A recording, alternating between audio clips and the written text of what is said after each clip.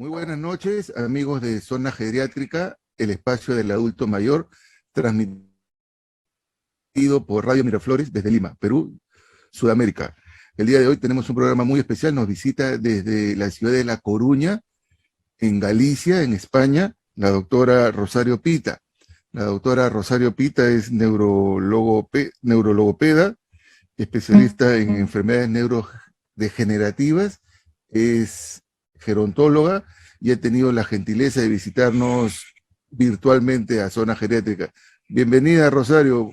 Muchas gracias. Muchas gracias, doctor.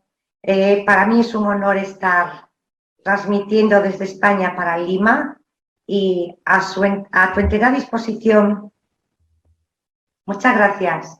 Empecemos una consulta. ¿Qué es un neurologopeda? Más o menos oriéntanos sobre tu profesión, sobre tu trabajo diario.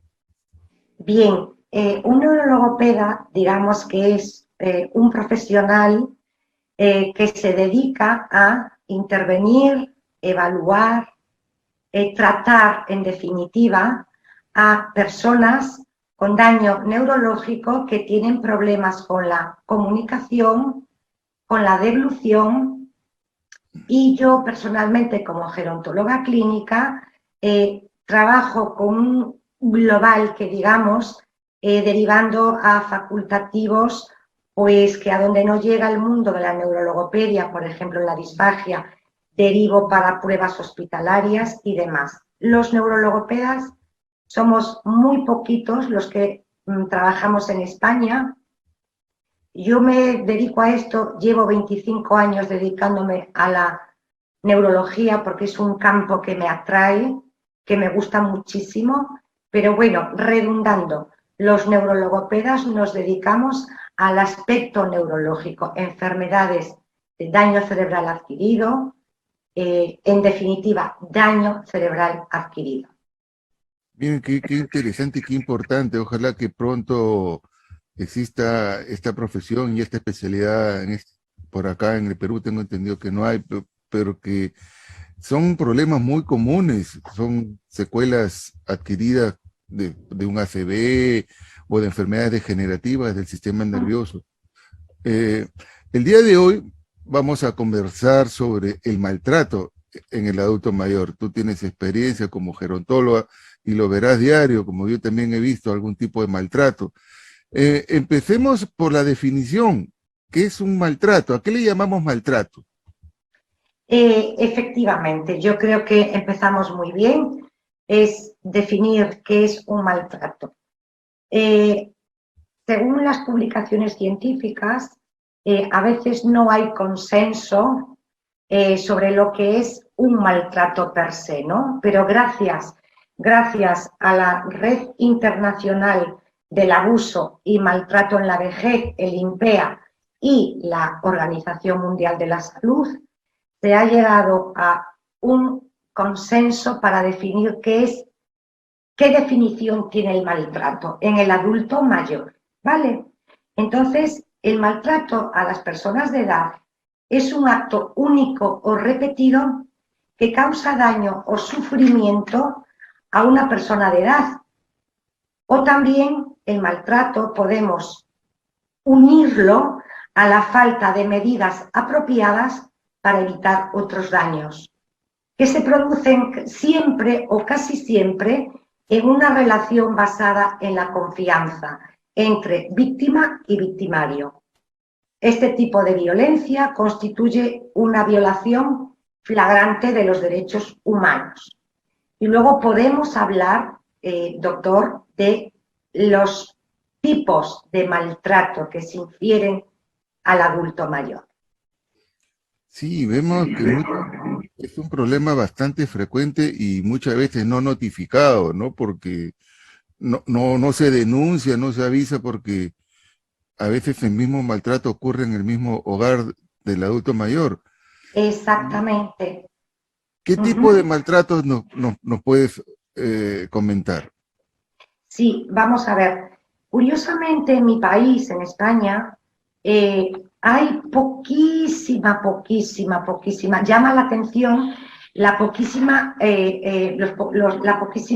información que tenemos sobre el maltrato en el adulto mayor. El adulto mayor ahora se considera, por ejemplo, yo lo que he investigado, lo que sigo investigando desde el año 2013, cuando me convertí en gerontóloga clínica, se investigaba a partir de determinadas edades y de determinadas circunstancias, ¿no? Pero ahora tenemos que hablar de maltrato a partir de personas de mayores de 60 años, ¿vale? Entonces, el maltrato hacia el adulto mayor tiene distintas tipologías. Se establece en ámbitos comunitarios, como es el maltrato intrafamiliar. Se establece a nivel institucional, residencias, centros de mayores, asistidos, ahí también está. Pero es que luego hay una serie de tipos de maltrato que sí que es muy importante los datos que arrojan. Por ejemplo, sabemos que hay un maltrato físico, hay un maltrato psicológico o emocional que llamamos, hay un maltrato económico o material, un maltrato sexual, el abandono, la desatención del mayor y que menoscaba siempre de forma muy grave la dignidad y la falta de respeto. Y es más, yo añadiría el maltrato ideológico espiritual, después de visionar a lo largo de estos años centros, instituciones y entrar en ámbito familiar es muy difícil porque el mayor, al vivir con sus cuidadores, se produce un estado de invisibilidad, ¿vale? Ese falso estoicismo que tiene el mayor es por miedo, tiene miedo a su maltratador. Entonces es muy difícil la prevalencia, el hallar datos fiables de ese maltrato. Entonces, otro maltrato que llama mucho la atención y que el doctor Burgueño Torijano, máximo responsable del maltrato, de las sujeciones y contenciones físicas del mayor, ha hecho de esto una campaña fabulosa en España. Aquí tenemos ya residencias geriátricas donde están absolutamente abolidas las sujeciones físicas.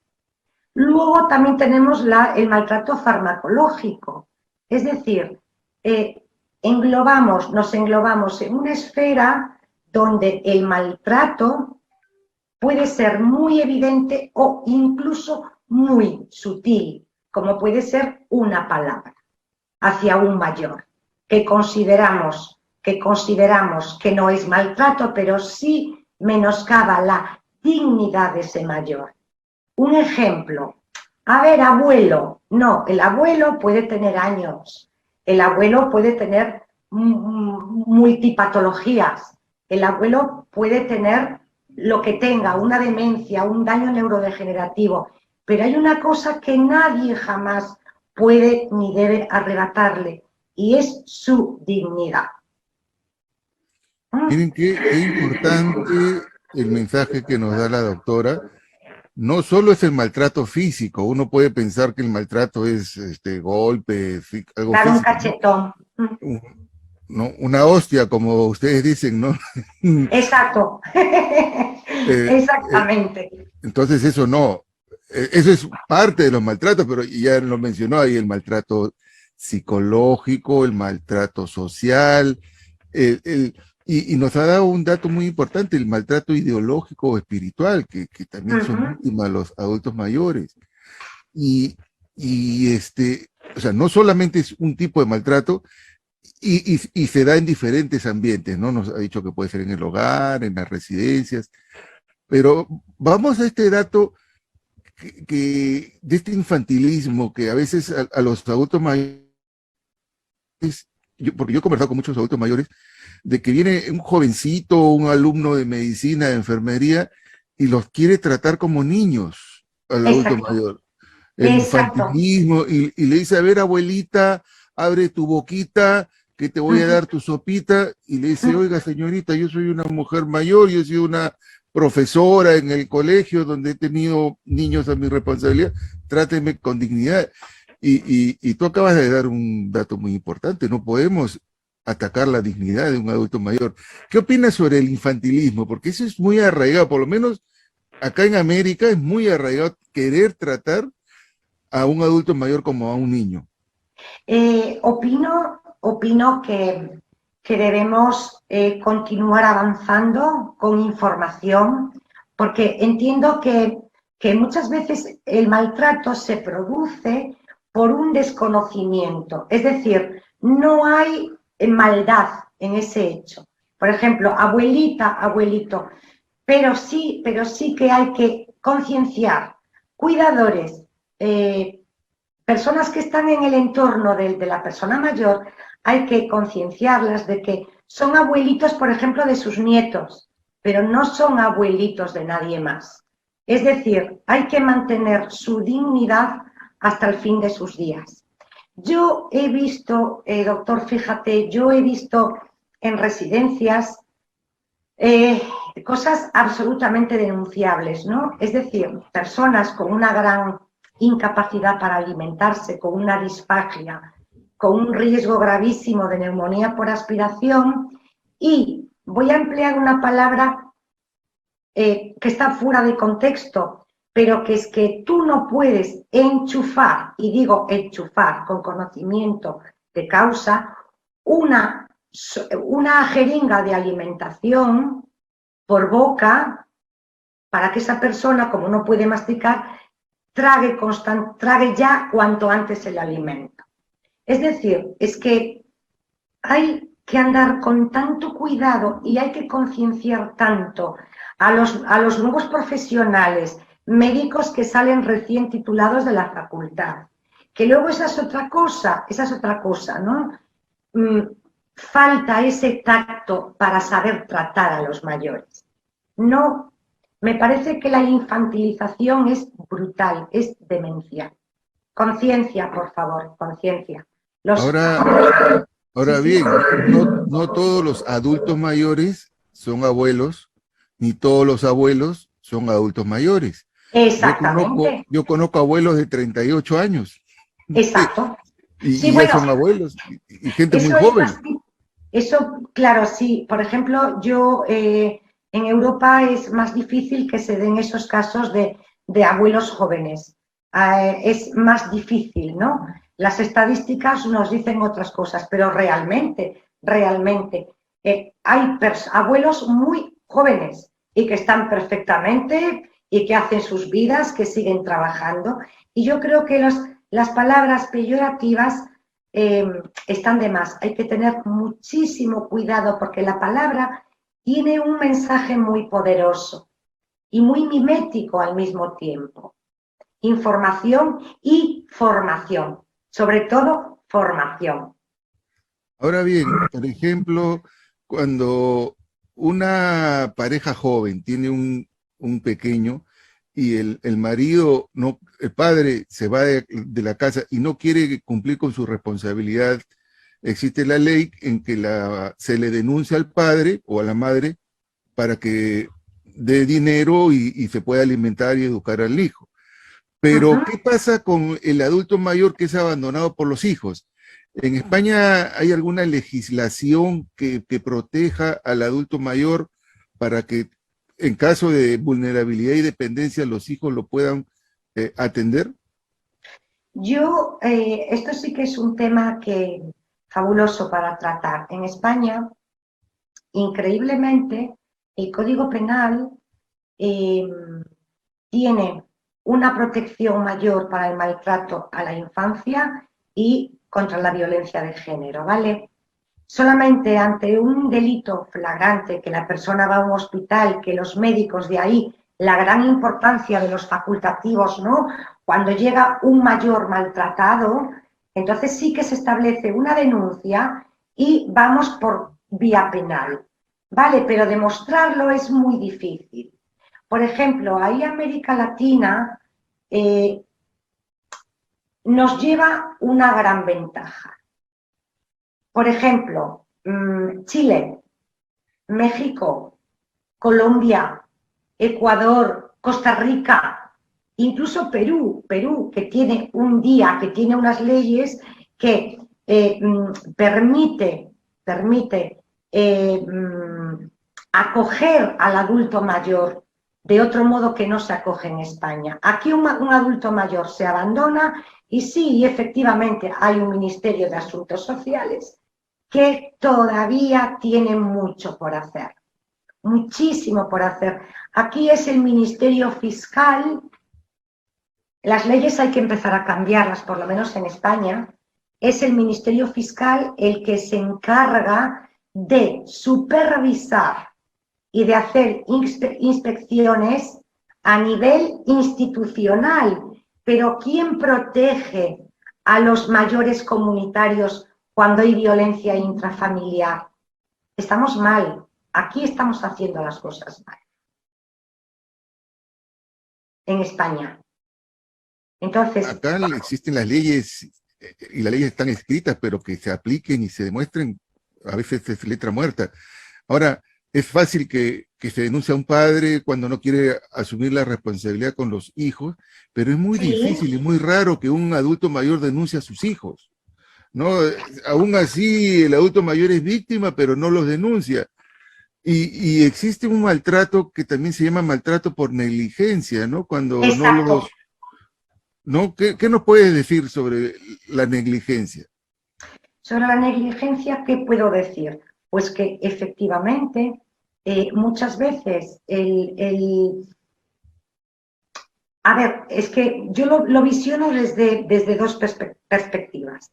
Uno puede ser negligente en un sentido del trato hacia el mayor, en convivencia, pero un poco por ignorancia, por agotamiento, porque hay que entender que los cuidadores a veces están, el famoso síndrome de burnout, ¿no?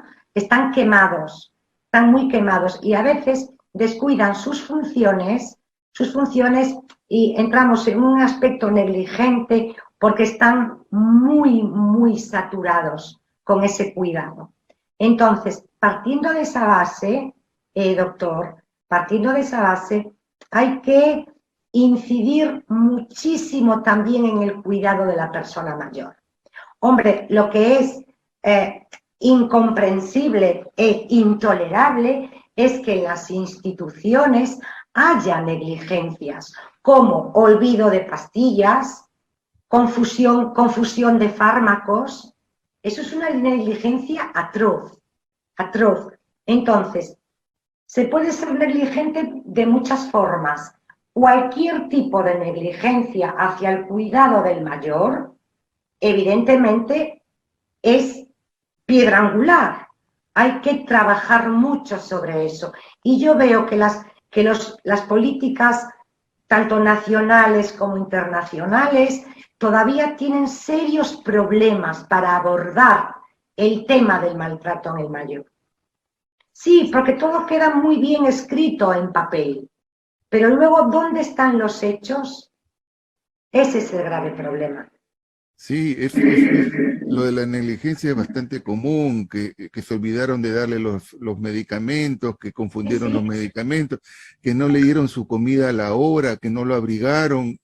O los pañales, si son personas que tienen incontinencia, que muchas veces se les provoca infecciones urinarias reiteradas porque se pasan horas y horas y horas, aparte de la inmovilización que puedan presentar estos adultos, se pasan horas y horas húmedos. Hay muchos casos de negligencia, doctor, muchísimos.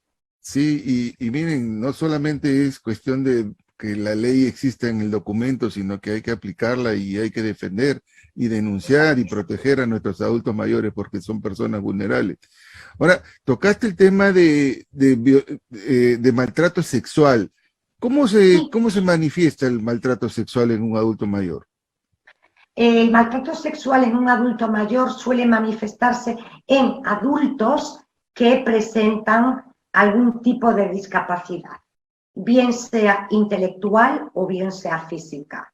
Sabemos que ese abuso sexual suele ocurrir, no son porcentajes muy elevados. Creo recordar, a ver si lo veo aquí, que es concretamente en España creo que se dieron un 0,3% de los casos, bastante compatible el dato con Latinoamérica, en México, por ejemplo. Creo recordar, no quiero mezclar datos. ¿Cómo se produce? Se produce precisamente por ese estado de indefensión que tiene el mayor, y que convive con el abusador sexual, bien sea hijo o cuñado o hermana o lo que sea. Es decir, suele darse en los propios entornos donde está ese mayor que tiene discapacidad, o bien intelectual, o bien una demencia, o bien física, que no pueden hacer nada para moverse. Entonces, no son los maltratos más prevalentes.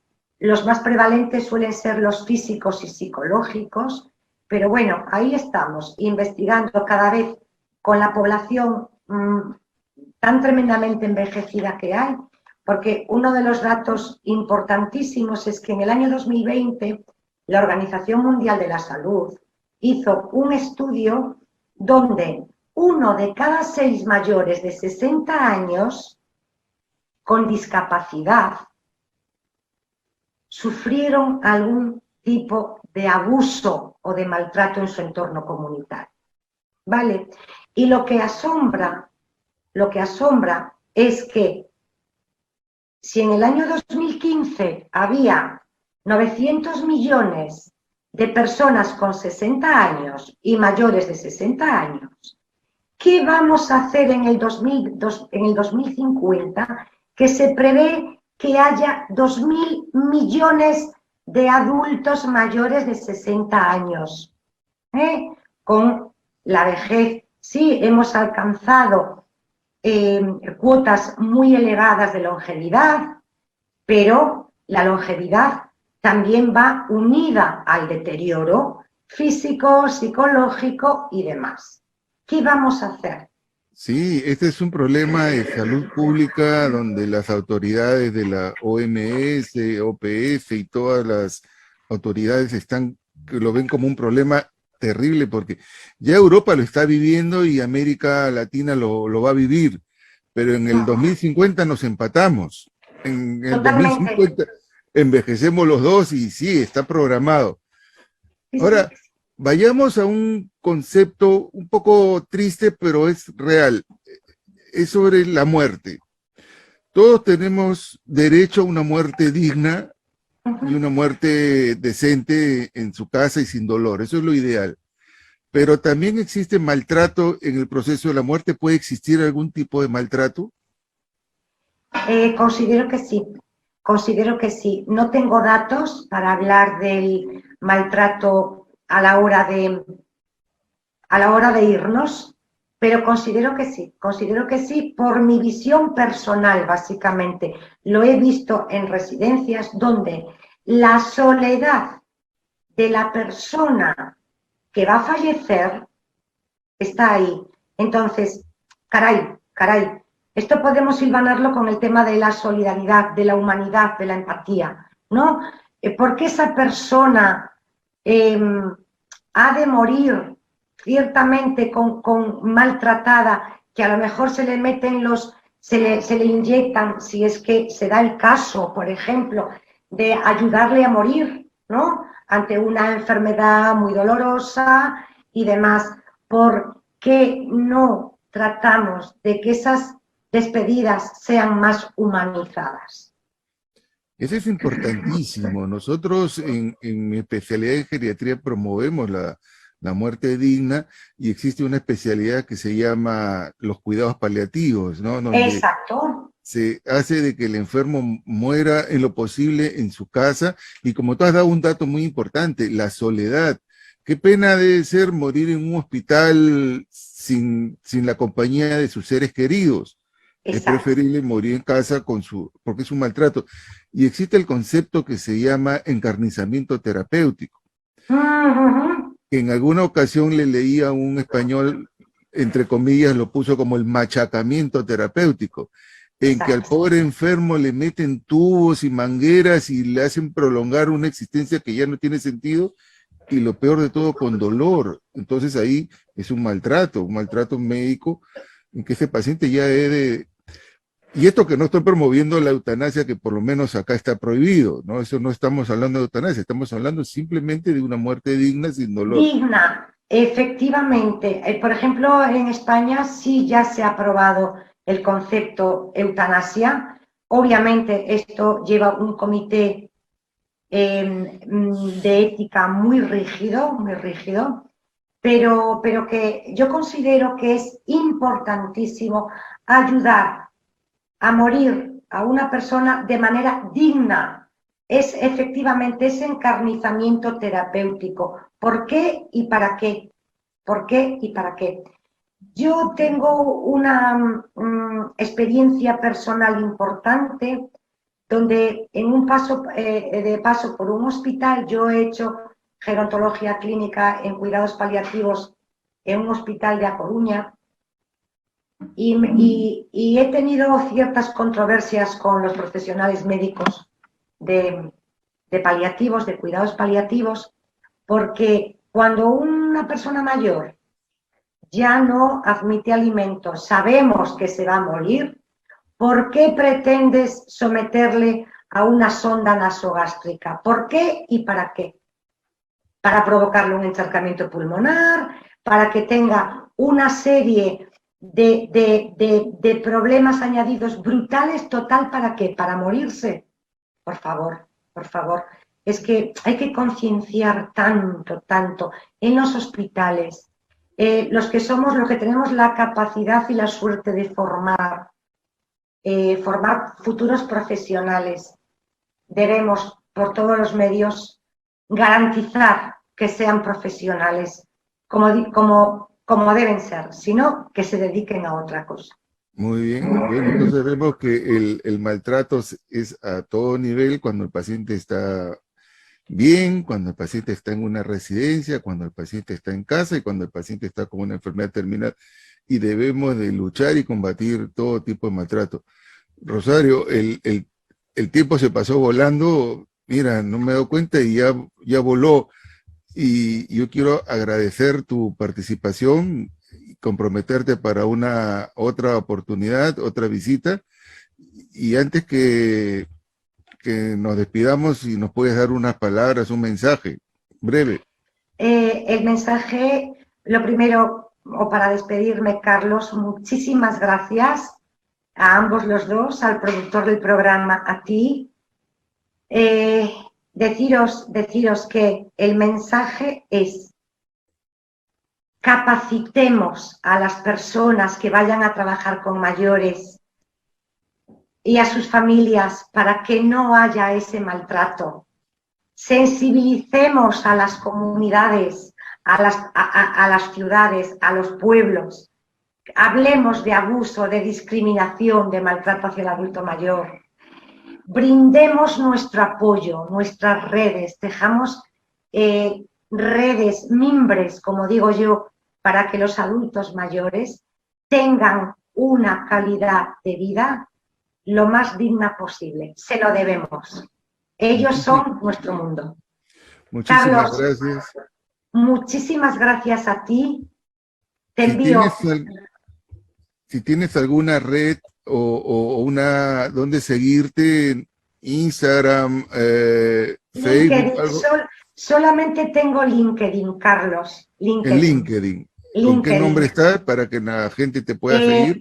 Doctora Rosario Pita Díaz. Ya saben, la doctora Rosario Pita Díaz en LinkedIn, la pueden seguir, es neurologopeda, es gerontóloga clínica y tiene muchísima experiencia con personas adultas mayores. Muchísimas gracias, Rosario. Gracias, Carlos.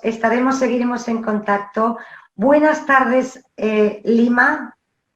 Saludos desde España cordiales y ha sido todo un placer. Saludos, muchísimas gracias. El gusto fue nuestro. Amigos de Zona Geriátrica, eso ha sido todo por hoy. Nos estamos viendo el próximo programa a esta misma hora. Muchísimas gracias. Hasta luego.